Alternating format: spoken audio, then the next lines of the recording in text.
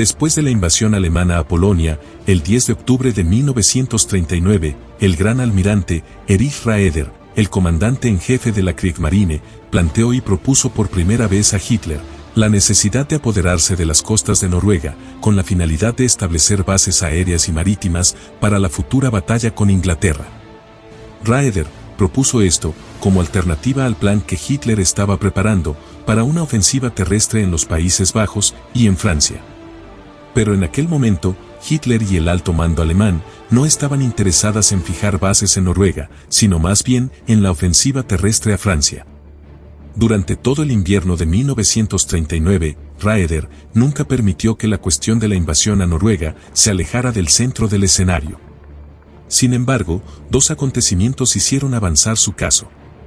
Una de ellas era la guerra de invierno ruso-finlandesa y la otra, la llegada a Alemania de Vidkun Quisling, un político noruego anticomunista y líder de un pequeño partido nacionalista en Noruega. El 8 de diciembre, en una reunión con el alto mando, Raeder intentó nuevamente dirigir la atención de Hitler hacia Noruega. Sostuvo que al ocupar Noruega, Alemania podría asegurar su suministro de mineral y eliminar el muy activo comercio de los países escandinavos con Gran Bretaña. Ya que después de la Primera Guerra Mundial, Alemania se volvió absolutamente dependiente del mineral de hierro sueco. Desde el norte de Suecia se enviaba el mineral por ferrocarril a través del puerto noruego de Narvik y otros puertos bálticos. Aproximadamente la mitad del mineral de hierro sueco, con destino a Alemania, pasaba por Narvik. El 12 de diciembre, Raeder presentó a Quisling con Hitler, donde tuvieron una reunión. Quisling se puso a disposición de Hitler e incentivó una ocupación alemana a Noruega. Ese mismo día, el Führer aceptó la propuesta de Raeder y Quisling y ordenó al Oberkommando alemán que investigara ante una posible invasión de Noruega. La investigación inicial fue dirigido por el general Alfred Jodl, el jefe del Estado Mayor de Operaciones del Oberkommando de la Wehrmacht. El 27 de enero de 1940, el plan final fue redactado bajo el nombre de Operación Weserübung y las llevaría a cabo el 21 Cuerpo de Ejército. El 16 de febrero ocurrió el incidente de Altmark. En este incidente el destructor británico Kazakh abordó al barco de transporte alemán Altmark con 300 prisioneros de guerra británicos cuando surcaba las aguas neutrales de Noruega. Esta acción infringía las leyes internacionales sobre neutralidad. Desde entonces, Hitler nunca dudó en la decisión de ocupar Noruega, acelerando los preparativos para la Operación Weserübung. El 21 de febrero, el mando de la operación pasó al general Nikolaus von Falkenhorst. La principal calificación de Falkenhorst para ser asignado parece haber sido la experiencia operativa en condiciones nórdicas durante la Primera Guerra Mundial. Y fue puesto al mando del 21 Cuerpo de Ejército. El 1 de marzo, por sugerencia de Falkenhorst y de la Luftwaffe, Hitler ordenó que también se ocupara Dinamarca, ya que inicialmente se había planeado conseguir el control de sus aeródromos por medio de la diplomacia, pero el gobierno danés rechazó los pedidos alemanes, alegando su neutralidad. Por lo tanto, la operación Weserübung también implicaría una ocupación militar completa de Dinamarca.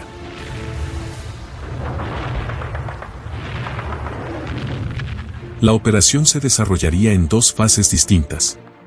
En la fase 1, los grupos de asalto atacarían mediante el factor sorpresa a lugares estratégicos mediante operaciones marítimas y aéreas.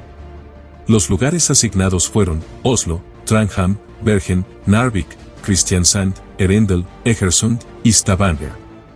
Las 8 ciudades estaban en la costa y poseían puertos en los que la Kriegsmarine podía desembarcar tropas. Para lograr la sorpresa, los buques de guerra entrarían en los fiordos que conducen a los puertos y simultáneamente desembarcarían tropas al amanecer. En la fase 2, los refuerzos en tropas y equipos permitirían a estos grupos de asalto ampliar las posiciones iniciales, unirse y completar la ocupación del país. Los refuerzos llegarían por transporte marítimo a Oslo y se desplazarían hacia el interior para establecer contacto con los grupos de asalto ampliamente dispersos. Las fuerzas alemanas intentarían primero unirse con los grupos del sur y centro de Noruega y luego con el grupo de Narvik en el lejano norte. La geografía noruega y la superioridad naval británica constituyeron los dos factores principales en la planificación de la invasión. El modesto y pequeño tamaño de la armada alemana limitó gravemente el número de tropas que podían participar en la primera fase del asalto. En primer lugar, aunque no completas, se usaron la tercera división de montaña, más las 69 y 163 divisiones de infantería del 21 Cuerpo de Ejército, y se distribuyeron en 6 grupos navales. El primer grupo de batalla, con el objetivo de capturar Narvik, estaban conformados con 2.000 soldados de la tercera división de montaña, embarcados en 10 destructores y acompañados por los acorazados de Scharnhorst y Gneisenau. El segundo grupo de batalla, con el objetivo de capturar Tranham, estaban conformados con 1.700 soldados de la tercera división de montaña, embarcados en 4 destructores y en el crucero Hyper. El tercer grupo de batalla, con el objetivo de capturar Bergen, estaban conformados con 1.900 soldados de la 69 división de infantería, embarcados en los cruceros Kohn y Königsberg. También en 2 buques de servicio y en 5 torpederos. El cuarto grupo de batalla, con el objetivo de capturar Kristiansand y Erendel, estaban conformados con 1.100 soldados de la 163 división de infantería, embarcados en el crucero Karlsruhe, en un barco de servicio y 3 torpederos. El quinto grupo de batalla, con el objetivo de capturar Oslo, estaban conformados con 2.000 soldados de la 163 división de infantería, embarcados en los cruceros Blücher, Lützow y Emden, en 3 torpederos, en 2 balleneros armados y en 8 dragaminas. Y el sexto grupo de batalla, con el objetivo de capturar Egersund, estaban conformados con 150 soldados de la 69 división de infantería, embarcados en 4 dragaminas. Las fuerzas alemanas que participarían en la primera fase fueron en total de 8.850 soldados. La Luftwaffe emplearía el transporte aéreo de algunas unidades para facilitar la toma repentina y simultánea de los centros designados. Y luego emplearía el posterior suministro y refuerzo de las tropas de asalto iniciales. La Luftwaffe también usaría más de 500 aviones de transporte, donde enviaría 3.000 tropas entre paracaidistas y unidades aerotransportadas en el asalto inicial.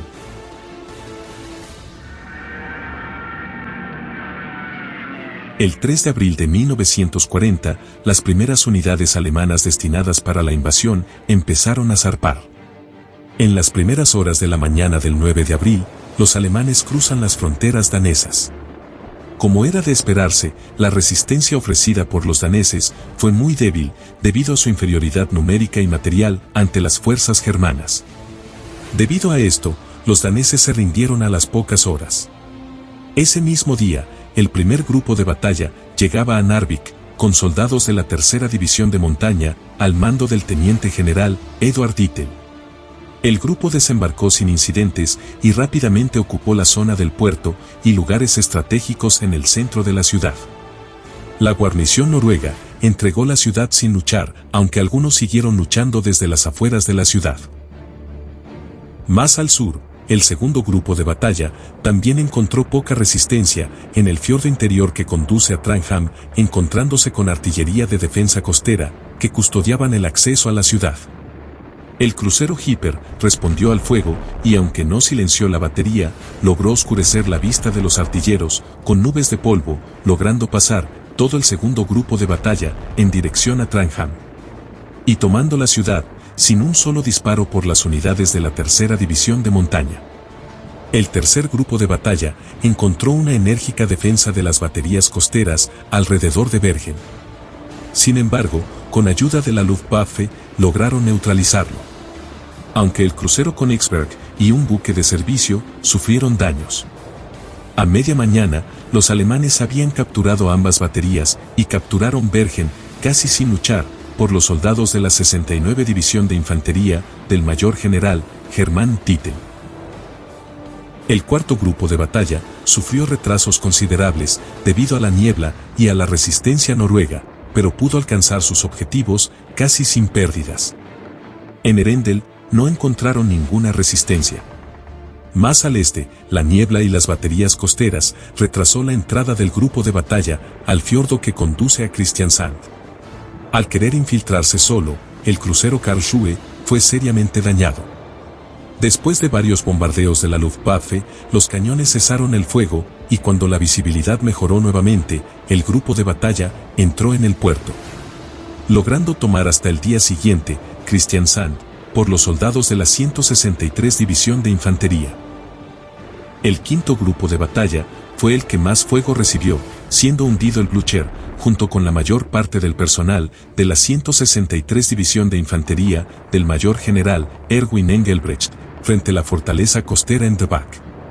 El crucero Lützow también fue dañado y tuvo que retirarse a solo 12 millas de donde debía desembarcar las tropas. Dicha demora retrasó a su vez a la fuerza invasora de Oslo durante más de 24 horas. Sin embargo, Oslo fue tomada de todas maneras el 10 de abril, no por la fuerza destinada originalmente, sino por los paracaidistas que tomaron rápidamente el aeródromo de Fornebu, y que luego se dirigieron a la capital noruega, que fue declarada ciudad abierta antes de que estos llegaran. El sexto grupo de batalla no encontró oposición seria y tomó rápidamente Stavanger. Rápidamente, las tropas alemanas construyeron distintas fortificaciones defensivas para evitar una inminente y contraofensiva aliada.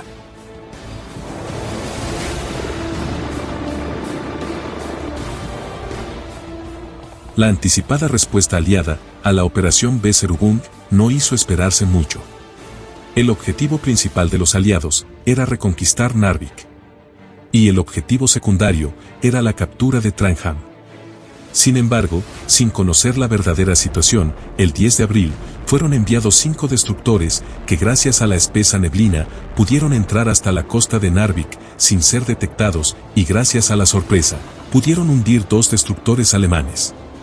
Al intentar huir de la bahía, la flotilla inglesa fue rodeada por los destructores alemanes restantes, hundiendo 2 destructores ingleses.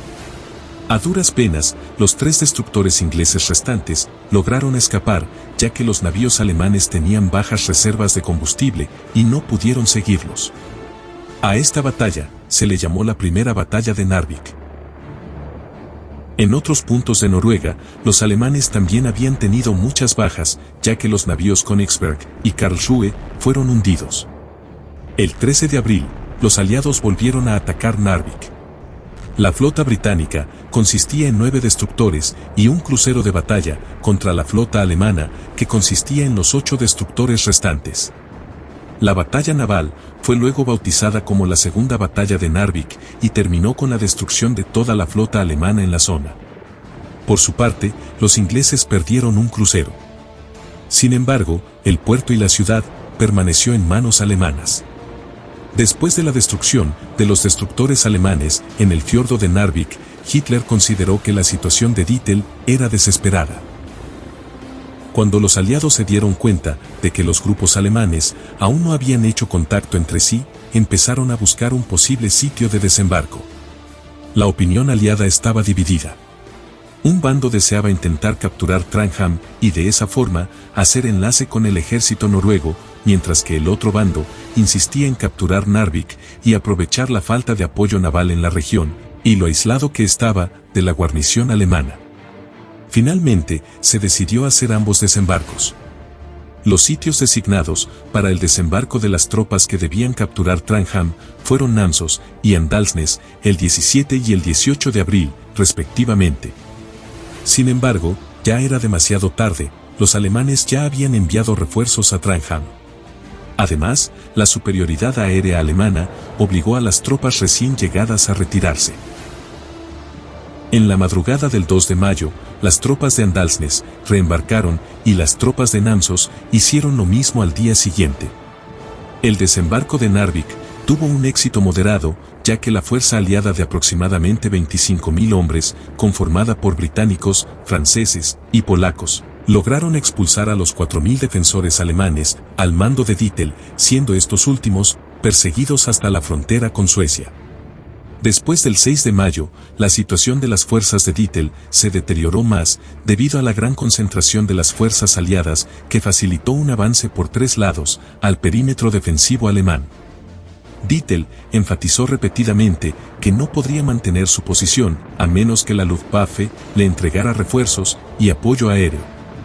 Sin embargo, cuando la Wehrmacht estaba a punto de iniciar la invasión a Francia y a los Países Bajos, el alto mando alemán se negó a enviar tropas adicionales a Narvik. Dietl aprendió a moderar sus expectativas y a ganar tiempo y a esperar un milagro que salvara a sus tropas en Suecia. Por sus acciones, Dietl fue condecorado con la Cruz de Caballero de la Cruz de Hierro el 9 de mayo de 1940. Al día siguiente, el 10 de mayo, se da el inicio a la invasión de Francia y a los Países Bajos, cambiando las prioridades para los británicos. El alto mando aliado ordenó el 24 de mayo la retirada y la evacuación de las tropas aliadas en Narvik. No fue hasta el 8 de junio que Dietl, sorprendido, descubrió que los aliados habían abandonado Narvik. De esta manera, acabó la operación Weserübung y Noruega se mantuvo en manos alemanas hasta el final de la Segunda Guerra Mundial. Con la retirada aliada de Narvik y la capitulación noruega, el 10 de junio, el Grupo 21 de Falkenhorst había obtenido todos los objetivos a nivel operativo que había designado el Oberkommando alemán. Con la excepción de la Kriegsmarine, las otras fuerzas de la Wehrmacht habían sufrido pérdidas insignificantes. Los alemanes tuvieron un total de aproximadamente 3.800 fallecidos y 1.600 heridos. Y la Kriegsmarine había perdido 3 cruceros, 10 destructores y 6 submarinos, una cantidad baja para la Armada británica, pero considerable para Alemania.